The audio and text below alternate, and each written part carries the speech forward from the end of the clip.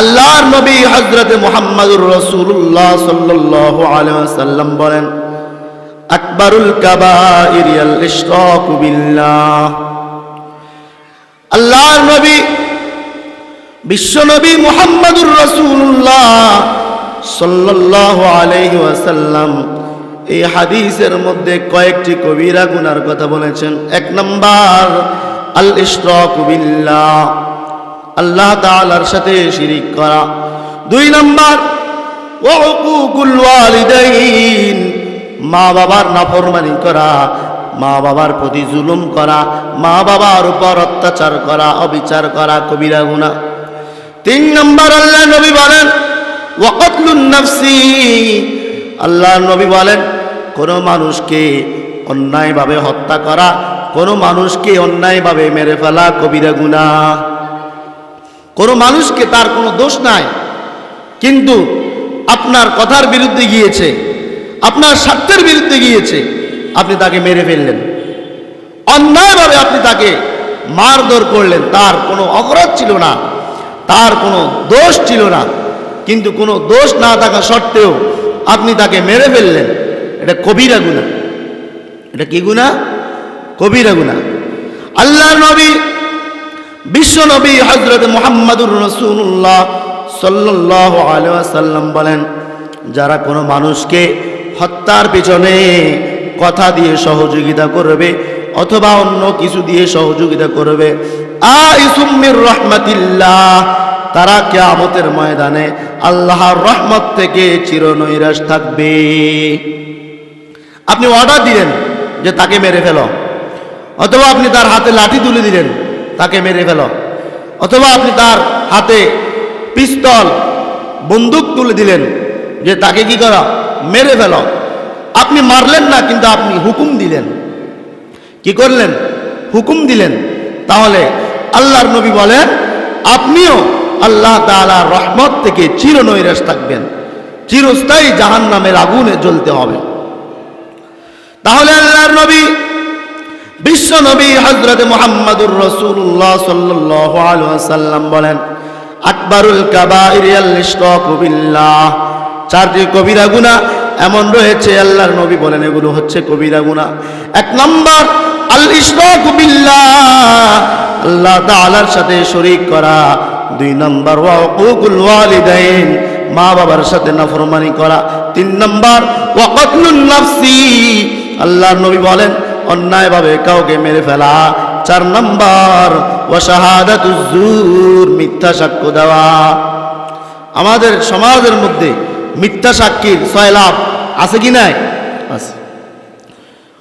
লোকটি কোনো অন্যায় করে নাই, অপরাধ করে নাই, কিন্তু একটা মিথ্যা সাক্ষ্য দিয়ে তাকে মামলার মধ্যে জড়িত করে দিয়েছে। কথা বলেন, এরকম আছে কি নাই? মিথ্যা সাক্ষী দেওয়া কবিরা গুনাহ। মিথ্যা সাক্ষী দেওয়া কি গুনাহ?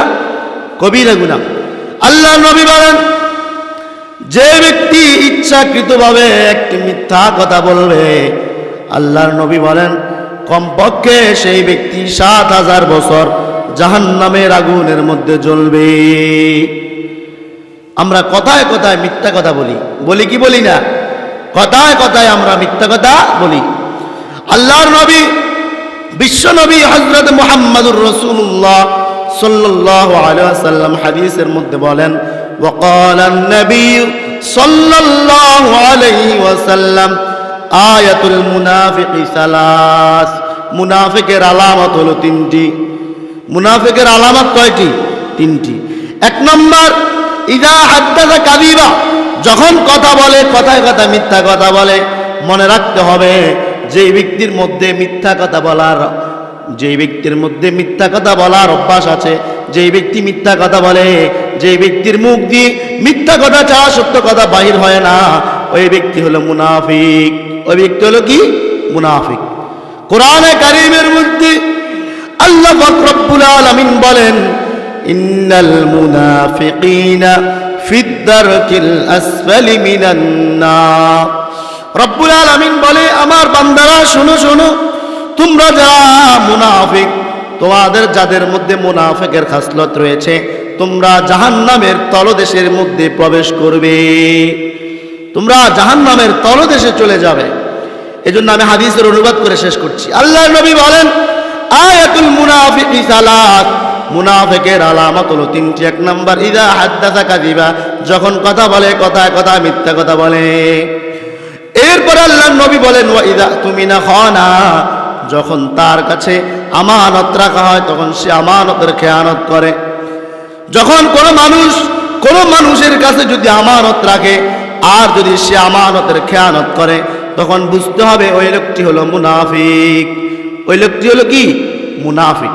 আমি আপনার কাছে 5,000 টাকা আমানত রাখলাম অথবা অন্য কিছু আমানত রাখলাম, কিন্তু আপনি আমার আমানতটা রক্ষা করলেন না, হেফাজত করলেন না, আপনি আমানত ভেঙে ফেললেন। আপনার কাছে আমি যে টাকাগুলো রাখলাম আপনি টাকাগুলো ভেঙে ফেললেন, খরচ করে ফেললেন, আমানতের খেয়ানত করলেন। আল্লাহর নবী বলেন ওই ব্যক্তি হলো কি? মুনাফিক। ওই ব্যক্তি কি? মুনাফিক। 3 নম্বর, আল্লাহর নবী বলেন, ওয়া ইযা ওয়াদা আখলাফা, মুনাফিক যখন ওয়াদা করে তখন ওয়াদা খেলাফ করে, ওয়াদা ভঙ্গ করে, ওয়াদা ঠিক রাখে না, ওয়াদা করার পর ওয়াদা ভঙ্গ করে ফেলে। আল্লাহর নবী আরেক হাদিসের মধ্যে বলেন, وقال النبي صلى الله عليه وسلم, আল্লাহর নবী বলেন, লা ঈমান লিমান লা আমানাতা লা, ওই ব্যক্তির মধ্যে ঈমান নাই, ওই ব্যক্তি ঈমানদার নয় যেই ব্যক্তি আমানতের খেয়ানত করে।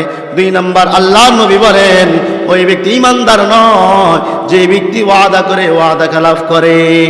আল্লাহ তাআলা আমাদেরকে আমল করার তৌফিক দান করুন। ওয়া আখির দাওয়ানা আনিল হামদুলিল্লাহি রাব্বিল আলামিন।